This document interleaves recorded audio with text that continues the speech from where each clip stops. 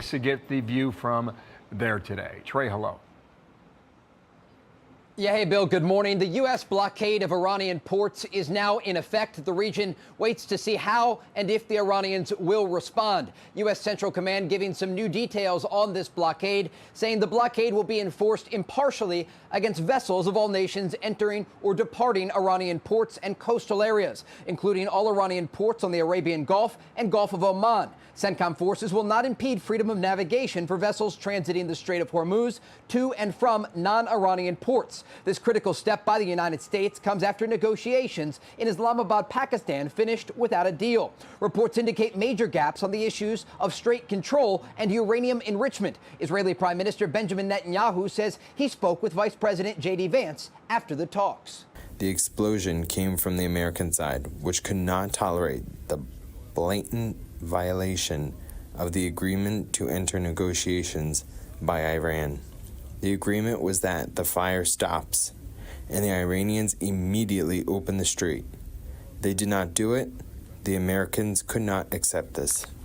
Terry has raised the alert level across the country over concerns that Iran may get directly involved in the fight once again following the closure of the Strait of Hormuz and the blocking of Iranian ports. Oh, Bill? Okay, a lot to track. Thank you, Trey. Good to have you on it. Back there, Tel Aviv, Israel. Trey Yang. So let's bring in Rebecca Heinrich, senior fellow at the Hudson Institute. We're 33 minutes into this blockade. What do you think of the strategy?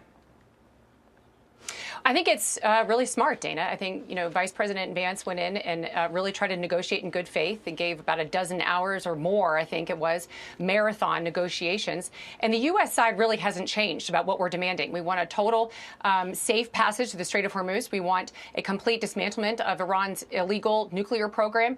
We want Iran to stop funding its terrorist proxies. And the rump regime that discussing with Vice President Vance simply wouldn't concede. And they really do not have any leverage against the United States.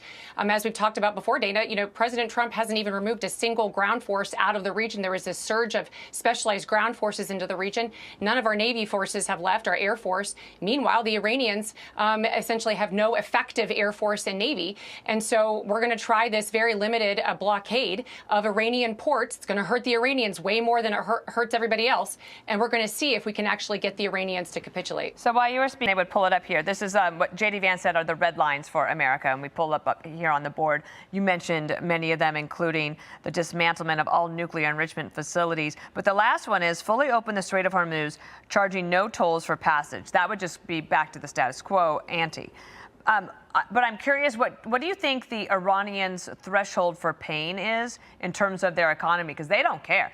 One of the reasons there was the protest beforehand is that the economy was in shambles. The people were up in arms.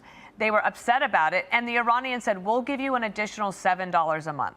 Well, that's not going to cut it. So this is going to bring more economic pain to the Iranians. But will the regime actually feel that pain? So it's really important that we differentiate between the Iranian people and the Iran regime. So you're really right to do that, Dana. So any threats against things that would affect the Iranian people disproportionately than the Iran regime itself, it's not going to change the behavior of this rump regime. The only thing that's going to change the behavior of the rump regime, if anything at all, is threatening their life. So threatening the actual regime leaders, the IRGC, which the Israelis have been very effective at fully penetrating into this leadership. There's that, and then there's also just completely cutting off their ability to carry out any kind of attacks at all, which is what I think this blockade against these Iranian ports are going to do, because this is the lifeblood into funding the regime.